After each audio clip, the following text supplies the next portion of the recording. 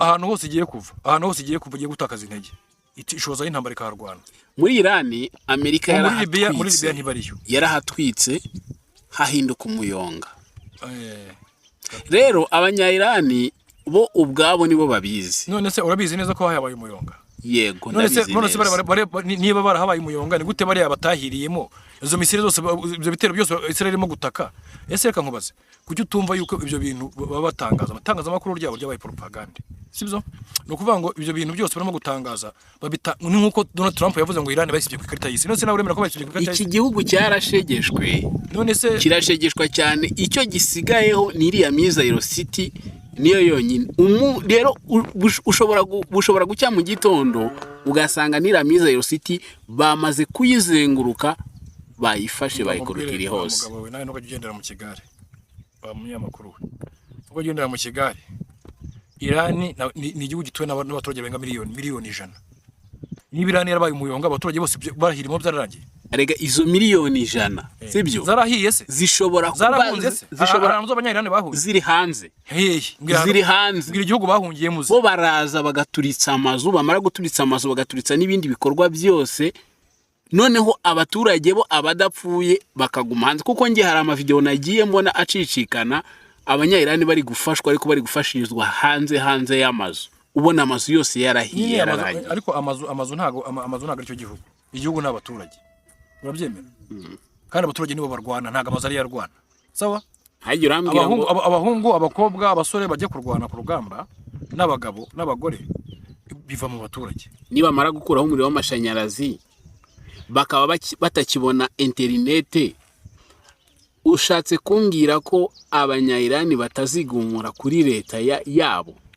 Ibyo kwigumura byararangiye, byarapfuye, bakaba bari gumuye mbere kuko mbere bari bafite imbaraga banafashijwe n'abafashije ahubwo arangije abari nabo barasa bahita banamuvaho. Ubu ngubu ikintu bita kwigumura ku baturage ni ikintu kiri kure nk'ukwezi, kubera ko Amerika yari yabigerageje bashyizemo amafaranga, bashizemo ubushobozi, ariko icyagaragaye nuko nyuma cyagiye bohereza message ku matelefone yose ku muntu wese muri Iran bavuga ngo the president of the United States of America is a man of action. Ni umugabo w'ibikorwa. Umugabo perezida wa leta z'umwe za Amerika ni umugabo w'ibikorwa. Undi Donald Trump, sibyo? Bakanavuga yuko ngo aje kubatabara. Icyo giye kubatabara kwabo yaje arasa amabombe. Ya mabombe ntabwo yatoranyaga abigaragambya batigaragambya, sawa? Kandi wibuka none yuko abigaragambya baneshejwe n'abatigaragambya. Uzi ko habaye imyigaragambya ibiri.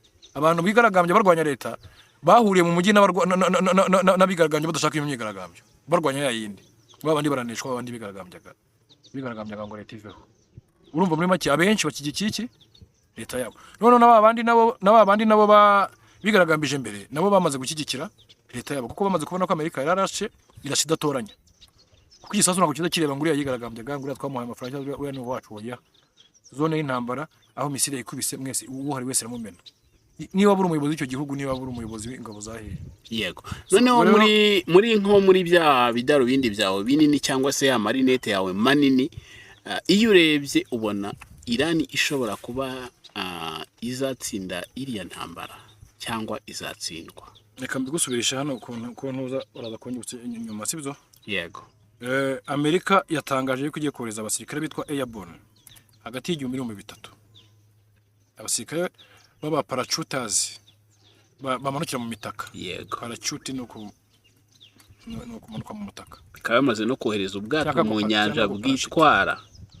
Nta bwato bwa Rutadona arya ninde gira default. Ya default. Wabonye se ubwo bwato bumeze nka gira default. Yarashwe. Yarashwe bwa kangahe? Barayihungishije n'abayihungishije irasirayo. Urumva icyo kintu? So ubwo rero nyuma yuko bututse on the ground ndimo nagusubiza gake bo wabonye ko Amerika yatangaje yuko ngo Amerika no Iran niyongera kurasa ubwato bw'intambara nkabura bwitwa George Bush bumeze nk'izira kariya nyine. Yego. Ngo bukatebera mu kundi bayinyanja. Ngo Amerika isivuga ngo bazitegure yuko ari intambara kabiri y'isi. Yako sore ya gatatu. Betse ko ngiye n'intambara y'isi najya nemera ko yabaye. None se nibo si bonyine. Reka ngusuhuze kandi nkwifurize amahoro y'Imana wowe udukurikiye. Nyemerera uyu munsi naho twinjire mu gice cyacu cyahariwe amakuru ndetse n'ibyegeranyo bitandukanye. Uraho MS? muraho umeze neza? turashima Imana. Yego.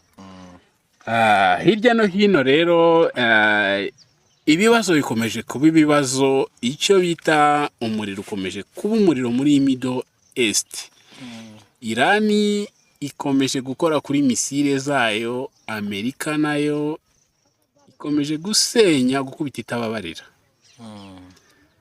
Ese ibi bintu ubona bizahereza hehe? Iyi ntambara ko yatangiye ari y'iminsi bavuga ngo izamara ibyumweru 2, byatangiye ahubwo ari iminsi 2.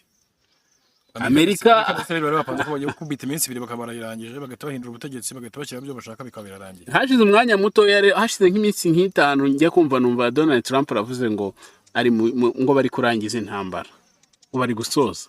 Rero nyine ni uburyo ni diplomasi, ni ibiryo bya propagande, politique, diplomasi n'ibintu nk'ibyo. Yego, hagati aho Israel abayobozi bayo bakomeje kwigumura, niko navuga. Bamwe mu bayobozi bo mu nzego zitandukanye bakomeje kwigumura, ntibishimiye ibiri kubera mu gihugu cyabo, uburyo abaturage bakomeje gupfa bazira iriya ntambara yashojwe na Israel ndetse na Amerika. Ku murongo w'urugamba ese bihagaze bite muri Israel? Ubu ngubu hari ikintu bita saga ihari, hari amavideo arimo gucicikana y'abayobozi bo muri Israel barimo kwiramata. Muri make ni bya bindi bivugwa ngo nta muntu utwika inzu ngo ahishe umwotsi. Kubera yuko turavuga reka tubanze duhere hano, kwanza tubanze duhere wenda ku makuru ahari.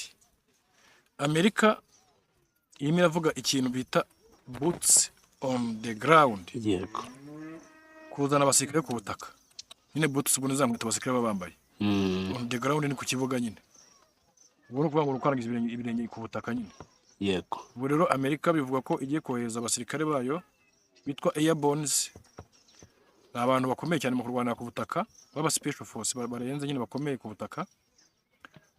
Abo ngabo rero igiye kubohereza, ariko muribuka ko Irani yatangaje yuko ahantu hose hazatuka igitero kiyitera izagisubiza. Rero Irani yagize ikimenya yuko bagiye kohereza abasirikare boots on the ground, abasirikare ku kibuga nako ku rugamba, ku mbuga y'urugamba, byatumye Irani iha gasopo ibihugu baturanye. Binyuze muri minisitiri w'ububanyi n'amahanga wa Irani Abbas Araghchi, bavuze yuko leta z'ubumwe z'Abarabu, Saudi Arabia, Bahrain, biriya bihugu nyine baturanye, Yego, za Qatar, nuvuga ngo aho abasirikare bazaturuka hose, abo basirikare bazinjirira batera Irani. Noneho Irani ntabwo yavuze ko izaharasa gusa, izabombarida. Yavuze ko izahita ihafata, izagaba ibitero byo kuhafata. Urumva irashaka gufata noneho inkombe ikagura igihugu, none uzaba yagura igihugu. Izafata he? Izafata za Dubai nyine muri leta z'ubumwe z'Abarabu, inkombe zaho, ifate kuri Bahrain, Manama, igihe n'ipaka igiye muri Riyadh. Riyadh ni umurwa mukuru wa Saudi Arabia. Urumva igenda igereyo. Yego. Ubwo rero ibyo ngibyo abantu, Irani ikunda kuvuga ibintu abantu bakaseka ntibabyumve neza nyine, kuko bazi ko Amerika ari igihangange na Israel ari igihangange mu bijyanye na gisirikare, bagaseka nyine bagaseka. Ariko buriya ku rutonde rw'ibihugu bikomeye mu gisirikare ku isi bakozwe n'abahanga, Amerika izi imbere ya Irani, ariko Israel ntabwo izi imbere ya Irani. Yewe Irani izi imbere ya Israel igitangira kwinjira muri iriya ntambara yinjijwemo na leta zunze ubumwe za Amerika, ari nzi ko nk'iminsi 3 wenda irabimaze kusibangana ku ikarita. Ariko nakubwira ko Irani atari Venezuela, agari Venezuela. Sinumvaga batazanigera bavuga wenda abayobozi bari basigaye inyuma ya Ayatollah Khamenei, numvaga bagiye kubafata bose bakabatwara. Irani bayishyiraga ku mwanya wa 6 w'ibihugu bikomeye mu gisirikare, ariko ngiye ku bwanjye mbona ari nk'iya 4. Urebye nyine nuko abakora urutonde nawe urabazi, nabo ngabo nyine babanze ba Irani barwana na Irani. Yego. Hanyuma ni ukuvuga ngo niba bakora urutonde nayo bakemera kuyishyiraho yuko ikomeye, ni ukuvuga ko ibikomeye cyane kurenza ugukomera kwayo bagaragaza, ntabwo bagaragaza kwinshi, kuko gukomera kwayo niko koroha kw'abanzi. Yego. So ubwo rero Irani yatangaje yuko izarasa, gusa ntabwo bivugiye aho ngaho, yahise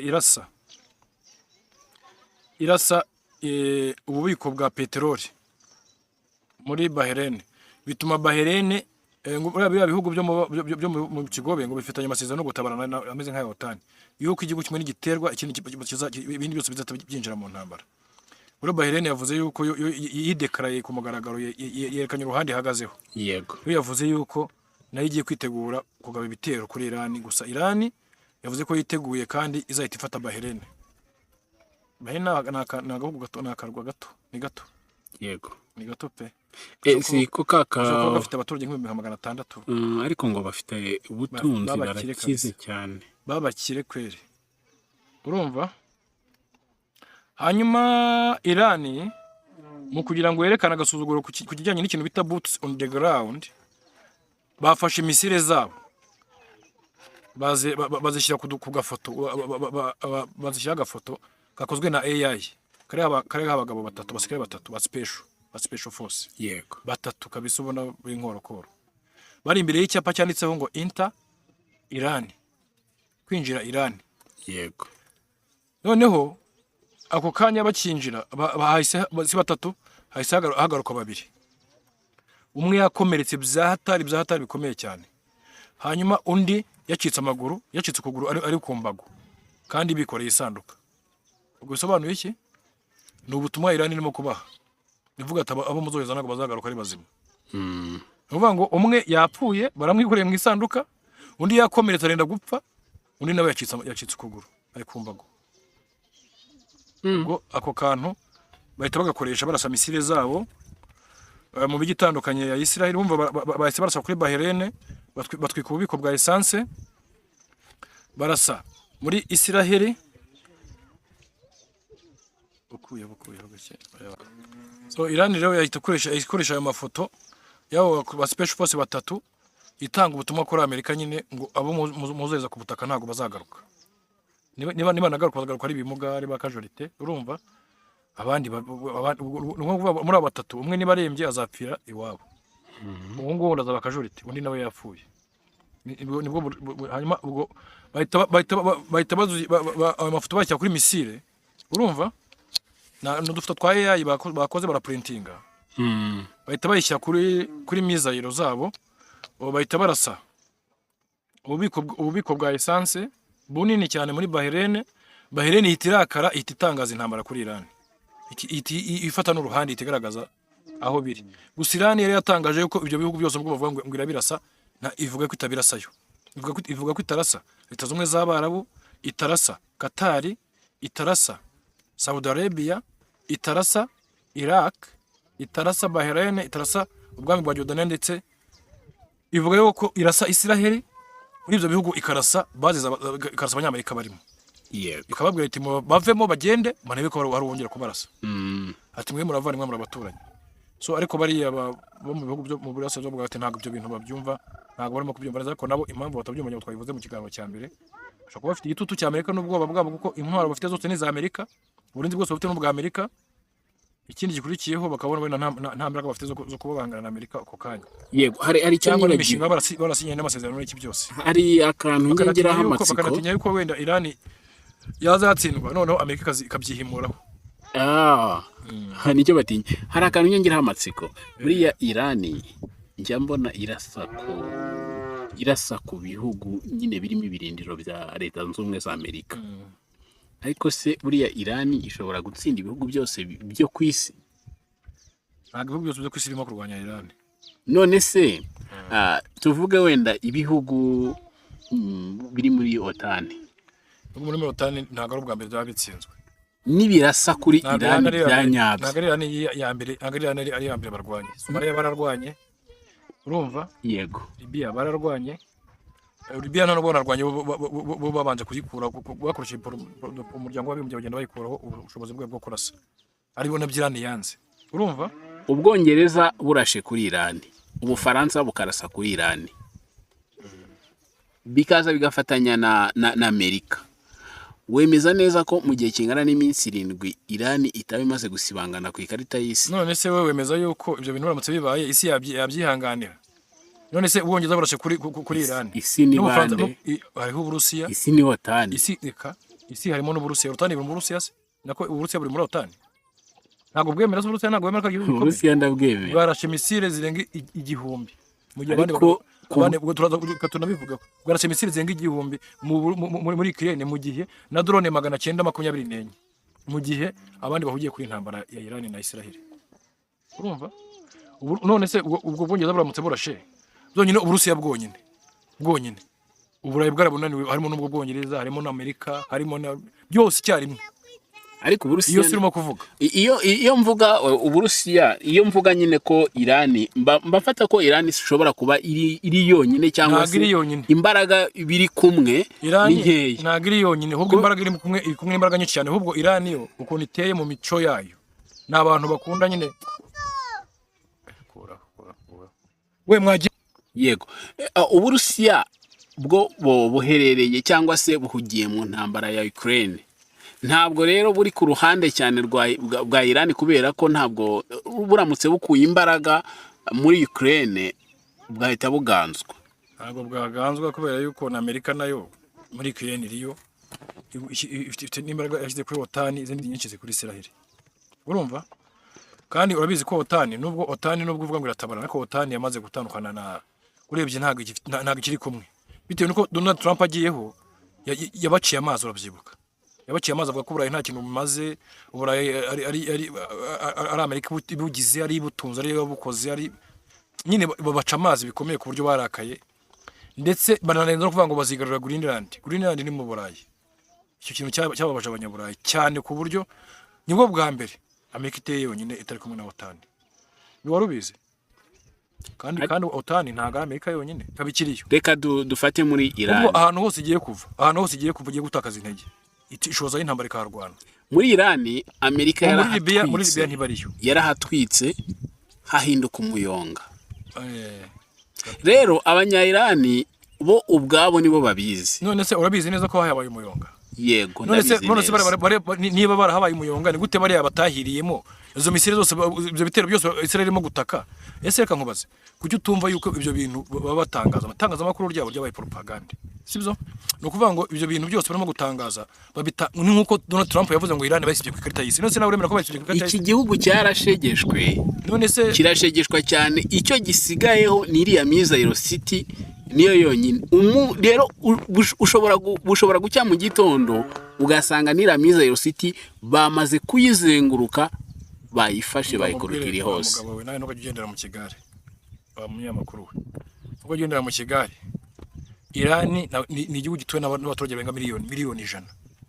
Niba Iran yarabaye umuyonga, abaturage bose barahirimo byararangiye. Arega izo miliyoni 100 sibyo zarahiye se, zishobora abanya-Iran bahunze ziri hanze, ziri hanze, ngira igihugu bahungiyemo bo baraza bagaturitsa amazu, bamara guturitsa amazu bagaturitsa n'ibindi bikorwa byose, noneho abaturage bo abadapfuye bakaguma hanze. Kuko nge hari amavideo nagiye mbona acicikana, abanya-Iran bari gufashwa, ariko bari gufashirizwa hanze y'amazu, ubona amazu yose yarahiye yararangiye. Ariko amazu ntago aricyo gihugu, igihugu n'abaturage, urabyemera? Kandi abaturage nibo barwana, ntago amazu ari yarwana. Sawa? Haje urambwira ngo abahungu, abakobwa, abasore bajya kurwana ku rugamba, n'abagabo n'abagore biva mu baturage. Niba mara gukuraho umuriro w'amashanyarazi bakaba batakibona internet, ushatse kumbwira ko abanya-Iran batazigumura kuri leta yabo? Ibyo kwigumura byararangiye, byarapfuye, bakaba bari gumuye mbere, kuko mbere bari bafite imbaraga banafashijwe n'ubafashije, ahubwo arangije bari nabo barasa bahita banamuvaho. Ubu ngubu ikintu bita kwigumura ku baturage ni ikintu kiri kure nk'ukwezi, kubera ko Amerika yari yabigerageje bashyizemo amafaranga, bashizemo ubushobozi, ariko icyagaragaye nuko nyuma cyagiye bohereza message ku matelefone yose ku muntu wese muri Iran bavuga ngo the president of the United States of America is a man of action. Ni umugabo w'ibikorwa. Umugabo perezida wa leta z'Ubumwe za Amerika ni umugabo w'ibikorwa, undi Donald Trump, sibyo? Bakanavuga yuko ngo aje kubatabara. Icyo giye kubatabara kwabo yaje arasa amabombe. Ya mabombe ntabwo yatoranyaga abigaragambya batigaragambya. Sawa?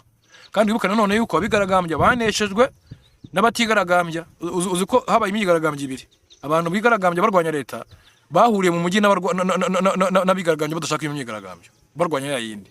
Babandi baraneshwa, babandi bigaragambyaga ngo leta iveho. Urumva muri make abenshi bakigikiye leta yabo. None n'ababandi nabo bigaragambije mbere nabo bamaze gushyigikira leta yabo kuko bamaze kubona ko Amerika yararashe irashe idatoranya kuko igisasu ntabwo kiza kireba ngo uriya yigaragambyaga ngo uriya twamuhaye amafaranga cyangwa uriya ni uwacu oya zone y'intambara aho misile ikubise mwese uhari wese aramumena niba buri umuyobozi w'icyo gihugu niba buri umuyobozi w'ingabo za hehe yego noneho muri bya bidaro bindi byawe binini cyangwa se ya marinete yawe manini iyo urebye ubona Irani ishobora kuba izatsinda iriya ntambara cyangwa izatsindwa. Reka mbigusubirisha hano ukuntu uraza kongera inyuma sibyo yego Amerika yatangaje yuko igiye kohereza abasirikare bitwa Airborne hagati y'igihumbi n'ibihumbi bitatu abasirikare baba parachuters bamanukira mu mitaka yego parachute no kumanuka mu mutaka bikaba bamaze no kohereza ubwato mu nyanja bwitwara nta bwato bwa rutadona arya ninde gira default wabonye se ubwo bwato bumeze nka gira default yarashwe yarashwe bwa kangahe barayihungishije n'abayihungishije irasirayo urumva icyo kintu so ubwo rero nyuma yuko bututse on the ground ndimo nagusubiza gake gake bo wabonye ko Amerika yatangaje yuko ngo Amerika no Irani niyongera kurasa ubwato bw'intambara nka buriya bwitwa George Bush bumeze nk'izira kariya nyine yego ngo bukatebera ku ndi bayinyanja ngo Amerika isivuga ngo bazitegure yuko ari intambara kabiri y'isi nako sore ya gatatu ndetse ko ngiye n'intambara y'isi ntajya nemera ko yabaye none se nibo si bonyine rero no kuvuga ngo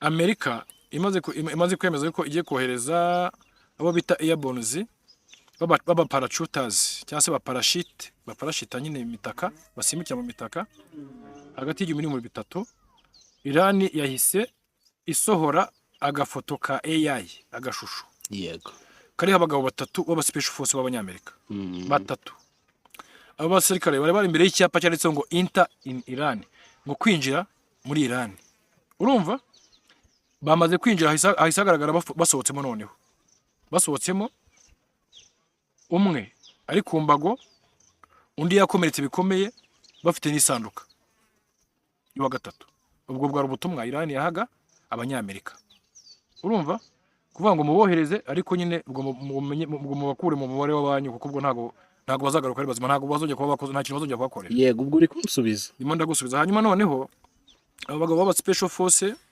ubwo ako gafoto yagakoresheje irasa misile zayo ahantu hatandukanye barashe muri Bahrain barasa ububiko bukomeye cyane bwa mbere muri Bahrain bw'amavuta kuryo Bahrain yahise itangaza intambara kuri Iran ihita ifata uruhande ravuga ati twebwe twiteguye n'ingabo zacu kurwana na Iran so ubwo ni mu buryo kugira ngo bakurure bya bihugu byo mu bigobe by'Abarabu mu ntambara byose ngo bijye kurwana na Iran ariko biriya bihugu nta rutege bifite nta rugo n'ubundi na Amerika yabirimo kurwana n'ubundi style ni nko kuba buri kumwe n'akana gatoya ari umugabo kagufasha ikise ntacyo kuko n'ubundi intwaro bafite ni za Amerika ubuhanga bafite mu bwa Amerika urumva yetse bafashe ikintu cya kabiri ntaga Amerika yatoje bari abasikire baba bari bihugu kugira ngo batazakomera bakaba bayigaranzura amabeze yabo bakayisenya bakakorega nabo kuba beze za Amerika ziyara ntago babyishimiye urumva bashaka kuba barabyishimiye imbere wenda zikiza ariko ngo bamaze kubona yuko mbega atari byiza kuba zihari yego so ubwo bahise ako gafoto bagakoresheje kuri misile nka kwa kundi basanzwe bandikaho urabizi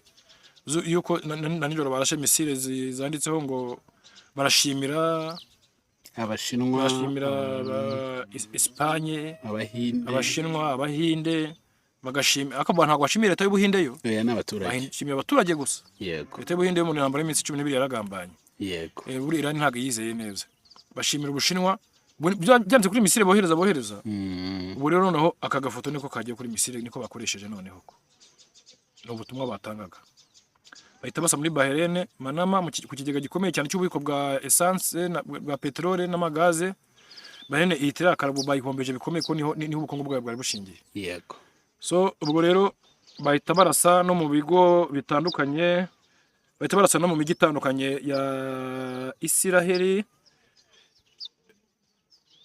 so ubwo mu migi twavuga barashe mu migi ikomeye barashe muri Tel Aviv umurwa mukuru wa Isiraheli barahashenga barasa ku mujyi bita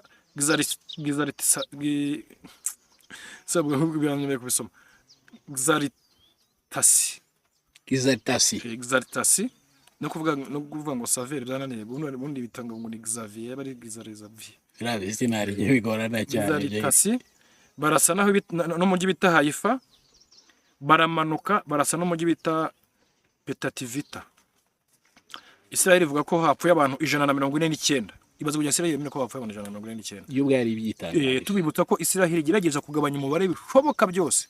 Barumva bavuga abantu bapfuye, abantu bavuga ko bakomeretse gusa. Ngira ahantu Misiri yagwa imeze kuriya. Imisiri yasize ubwirinzi bw'ikirere ikaga ahantu igakomeretsa abantu gusa. So ibyo ngibyo tuza kubireba niba koko nta bantu bapfa. Abantu 149 aribo bapfuye. Tubibutsa ko Israel isanzwe n'ubundi izwiho guhisha imibare y'abapfuye n'abakomeretse ikabagabanya cyane bishoboka cyane nk'abakomeretse kuko nibikunda gutangaza abapfuye. Hanyuma biragaragazwa ikigaragaza rero yuko Israel isumbirijwe bikomeye cyane. Nubwo wenda impamvu twibanze kuri Israel kuvuga ko wenda ngo turi kurwanya Iran cyangwa turwanira rwahehe nta rwandi kwe tuba dufite, turavuga amakuru nyine ahari kuko Israel urabona Israel yatumye abantu bashaka amakuru bayibandaho cyane kubera kuyahisha. Rero byatumye tureba umumeya wa mumeya twabonaga ejo bundi arimo kurira. Yego. Ayobora umujyi